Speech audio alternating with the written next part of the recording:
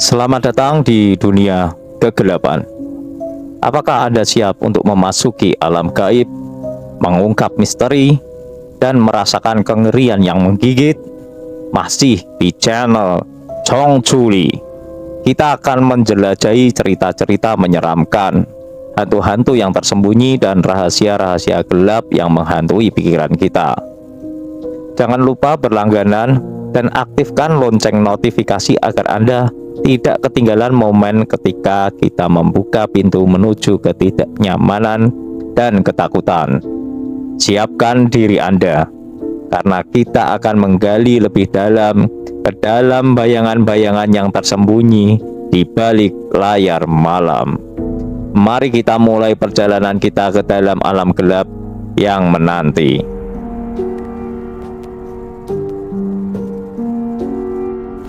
Teror rumah angker bekas perampokan. Kali ini aku akan menceritakan pengalaman saat mengadakan pembuktian di sebuah rumah kosong di pinggiran kota tempat tinggalku. Sebuah rumah panggung yang dibangun begitu kokoh dan mewah. Meski hanya rumah panggung, tapi karena terbuat dari kayu pilihan, jadi kesan wahnya terasa banget di rumah itu. Di bagian depan rumah terpasang spanduk bertuliskan dijual. Hubungi sekian. Sudah sekitar 7 tahunan spanduk itu terpasang. Tapi sampai sekarang rumah itu tidak pernah laku terjual. Bahkan dijual dengan harga yang sangat murah pun, rumah tersebut belum juga ada yang mau beli. Bukannya tanpa alasan, tidak ada yang berani membeli rumah itu. Tapi karena rumah itu dulunya pernah disatroni perampok yang dengan keji telah membantai seisi rumah, kecuali istri pemilik rumah itu. Jadi pada saat kejadian, sang suami dan 2 orang anaknya lah yang menjadi korban pembantaian naas itu. Beruntung bagi sang istri, entah bagaimana caranya dia bisa melarikan diri lewat pintu belakang rumah dan berlari minta tolong ke tetangga. Lalu datanglah para tetangga. Namun para perampok itu sudah berhasil kabur. Karena memang di belakang rumah tersebut masih merupakan daerah persawahan. Jadi para perampok tersebut dapat dengan mudah melarikan diri. Kotaku pada saat itu geger karena baru kali ini terjadi peristiwa seperti itu. Banyak orang berpendapat kalau ini bukanlah murni perampokan, melainkan lebih kepada pembunuhan berencana. Dan memang betul, saat 2 dari 4 kawanan perampok itu tertangkap, 2 lagi masih buron sampai sekarang. Mereka mengungkapkan jika mereka disuruh untuk membunuh keluarga tersebut karena punya utang yang sampai saat itu belum dibayar-bayar juga. Setelah kejadian tersebut, banyak masyarakat yang sering ditambaki penampakan-penampakan di sekitaran rumah tersebut. Bahkan para petani yang kebetulan beristirahat di bawah rumah itu pada siang hari sering mendengar derap langkah kaki dari atas rumah, serta suara-suara orang yang bercakap-cakap. Padahal sudah pasti tidak ada lagi manusia yang menghuni rumah itu. Pernah juga ada seorang pengembala ternak itik berniat bermalam di bawah rumah itu. Namun kemudian tengah malamnya dia berteriak-teriak, minta tolong dan berlari ke arah rumah penduduk.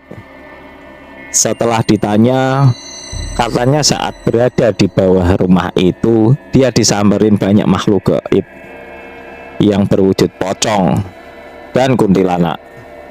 Selain itu, ada juga beberapa warga yang melihat perwujudan dari almarhum pemilik rumah tersebut. Tentu saja, tiap kali melihat itu, mereka cuma bisa mengambil langkah 1000. Tidak sampai di situ saja. Di jalan depan rumah itu, tak peduli siang ataupun malam sering terjadi kecelakaan, dan sampai saat ini belum ada yang berhasil selamat untuk menceritakan kecelakaannya. Padahal sudah puluhan kecelakaan terjadi di sana. Hingga pada suatu hari kami melakukan pengobatan di sekitar rumah tersebut. Dan kebetulan juga di rumah itu ada kerabat dari keluarga pemilik rumah yang menyaksikan pengobatan kami.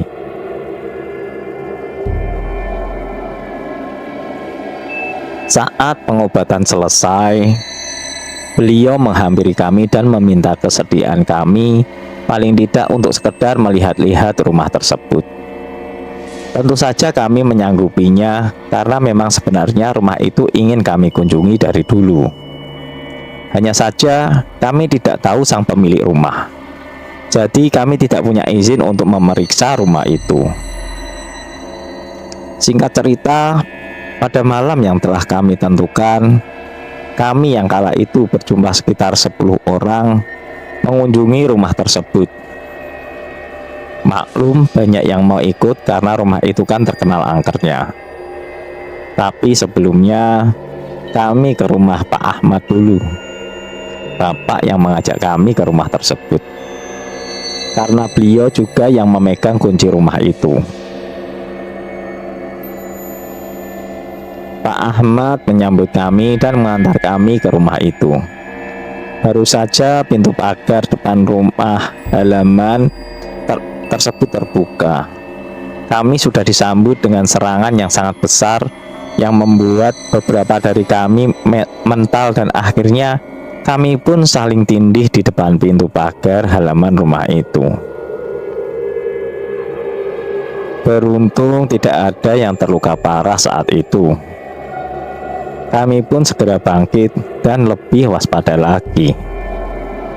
Akhirnya kami tahu asal dari serangan tersebut. Rupanya di depan tangga rumah itu ada sebuah nisan kecil. Dan dari sanalah serangan itu berasal. Dengan menggunakan mata batin, kami dapat melihat kobaran api yang sangat besar dari dalam tanah di tempat nisan itu berada. Saat itu tim kami bagi menjadi 2 kelompok. Satu kelompok di bawah dan satu lagi di atas rumah. Kebetulan saat itu aku memilih untuk ke atas rumah. Saat pintu rumah terbuka, kami langsung berada di kegelapan total. Tapi bukan kegelapan karena tidak ada cahaya, melainkan kegelapan karena kami memasuki dunia lain. Bahkan aku kehilangan teman-temanku. Dan menurut penuturan teman-teman yang lain, mereka juga tak dapat melihat atau menemukan siapapun di atas rumah. Padahal saat itu aku dan 4 orang temanku naik ke atas rumah itu. Berteriak pun tidak ada gunanya. Di kegelapan itu, aku diserang makhluk yang berwujud manusia. Hanya saja tubuhnya sudah hancur dan baunya benar-benar menjijikkan. Aku tahu itu hanya perwujudan saja. Namun aku benar-benar tak bisa menahan perasaan ingin muntah. Jadilah aku tak bisa meladeni serangan-serangannya. Kondisi itu membuatku kelimpungan dan lebih banyak menghindar. Karena makhluk itu selalu ingin memelukku. Bisa kalian bayangkan gimana rasanya kalau dipeluk bangkai. Keadaan ini berlangsung kurang lebih 2 jam. Bajuku sudah penuh keringat dan campuran noda darah bangkai dari makhluk tersebut. Untungnya teman-teman yang ada di bawah telah mampu menetralisir dan menawan jin penghuni nisan kecil di depan tangga rumah tadi. Keadaan pun seketika berubah. Pandanganku sudah jelas lagi. Dan ternyata yang ada di hadapanku adalah ketiga teman yang menemaniku naik ke rumah. Barulah kami sadar jika kami hadapi tadi adalah teman sendiri. Dan pandangan kami telah dimanipulasi oleh jin jahat penghuni rumah itu. Kami pun segera menghampiri teman yang ada di bawah. Dari dialog kami dari jin yang telah teman kami taklukkan tadi, yang merupakan penguasa tempat tersebut, rupanya rumah itu telah diliputi energi gaib jauh sebelum tragedi pembunuhan keluarga itu terjadi. Dan diketahui juga bahwa nisan kecil itu merupakan tugu penyembahan para penduduk sekitar. Jadi sebelum dan sesudah musim panen padi, para petani memberi sesajen kepada sang jin. Selain itu, tempat tersebut juga merupakan tempat untuk mencari pesugihan. Ternyata banyak juga orang-orang yang telah mengikuti pesugihan jin tersebut. Sebenarnya banyak sekali hal yang kami dapati di rumah itu. Karena memang kami baru meninggalkan lokasi saat subuh sebelum azan berkumandang. Tapi rasanya kepanjangan jika aku ceritakan semuanya. Jin tersebut kami tawan dalam sebuah botol, lalu kami lepaskan di lautan. Tentu saja setelah makhluk itu tobat dan berjanji tidak akan menyesatkan manusia lagi. Selesai. Misteri kamar mandi sekolah. Namaku Reza. Aku sekolah di salah satu SMA swasta di kota Bandung. Sekarang aku beranjak naik ke kelas 2. Ada yang bilang kalau sekolahku ini dijuluki sekolah paling seram di kota Bandung. Karena sekolahku ini adalah tempat persimpangan makhluk halus. Awalnya aku tidak begitu percaya, sampai aku mengalaminya sendiri. Sekitar jam 5 sore, aku masih latihan basket di lapangan sekolah. Karena minggu depan akan ada turnamen antar SMA, jadi sampai saat ini anak-anak basket latihan lebih lama daripada biasanya. Bro, aku ke kamar mandi dulu ya, kataku kepada teman-temanku. Aku berjalan tenang melewati lorong kelas yang sudah tampak gelap dan sepi. Setibanya di kamar mandi, aku gantungkan tasku dan mulai mandi. Beberapa saat ketika aku mandi, tiba-tiba saja lampu kamar mandinya mati. Aku berhenti menyiram tubuhku dan mulai mendekatkan telingaku ke pintu. Dengan harapan aku tahu siapa orang yang iseng mematikan lampu kamar mandi ini. Beberapa saat aku terdiam. Ternyata tidak ada suara teman-temanku. Aku membuka sedikit pintu kamar mandi untuk melihat keadaan di luar. Dan ternyata keadaan di luar pun sama gelapnya. Aku menutup kembali pintu lalu memakai baju. Aku pikir jika aku teruskan mandi, sudah tidak kondusif lagi. Ketika aku sudah memakai bajuku, aku menggeserkan tubuhku sedikit ke kanan. Namun kakiku menginjak sesuatu. Ini seperti kaki seseorang. Aku mulai mundur beberapa langkah menuju tembok. Dan di dalam kegelapan itu, aku seperti merasakan ada seseorang bersamaku. Aku segera mengambil tas yang kugantungkan di belakang pintu. Namun karena panik, aku pun terjatuh. Aku mulai membungkukkan badanku, meraba-raba mencari tasku. Tiba-tiba, aku mendengar suara yang sedang bernafas. Jelas sekali, itu bukan suara nafasku. Hembusan nafas itu sangat kuat, dan badanku mulai merinding. Keringat dingin mulai bercucuran di keningku. Aku ingin segera keluar dari sini. Aku mencari gagang pintu yang ada di sisi kiriku. Namun, pintu kamar mandinya susah terbuka. Dan dari arah belakangku, angin dingin berhembus, seperti meniupi pundakku. Suara hembusan nafas ini membuatku sangat takut. Aku memberanikan diri membalikkan tubuhku. Namun tidak ada siapa-siapa. Jantungku kini semakin berdegup kencang. Aku ingin berteriak memanggil teman-temanku. Namun aku tidak bisa. Tubuhku sekarang menjadi kaku. Badanku sama sekali tidak bisa digerakkan. Tiba-tiba ada sesuatu yang bergerak-gerak di atas kepalaku. Sekarang aku merasakan ada sesuatu yang menyentuh rambutku. Sedikit demi sedikit, dan kali ini teksturnya mulai terasa. Ini adalah rambut. Sebuah rambut yang sangat panjang dan menutupi wajahku. Sekuat tenaga aku berusaha memberontak. Namun seperti ada yang memeluk dari belakang dengan sangat erat. Aku semakin tidak bisa bergerak. Dan nafasku tidak bisa berjalan dengan lancar. Dan kali ini suara hembusan nafas itu terdengar jelas dari atas kepalaku. Aku mulai membaca doa di dalam hati sambil mengingat doa-doa yang aku hafal.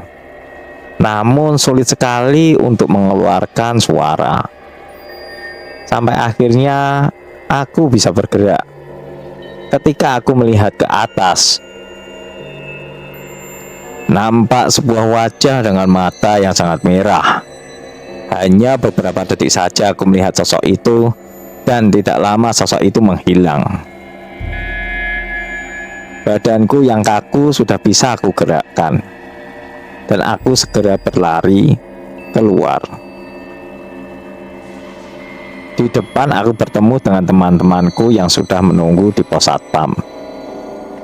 Aku segera menceritakan kejadian tadi kepada teman-temanku, dan temanku pada kaget. Lalu ceritaku ditanggapi oleh seorang satpam yang mengatakan bahwa aku memang salah. Aku salah karena sudah memakai kamar mandi itu. Konon, sejak dulu kamar mandi itu memang angker. Makanya setiap malam lampu dimatikan agar tidak ada yang pergi ke sana.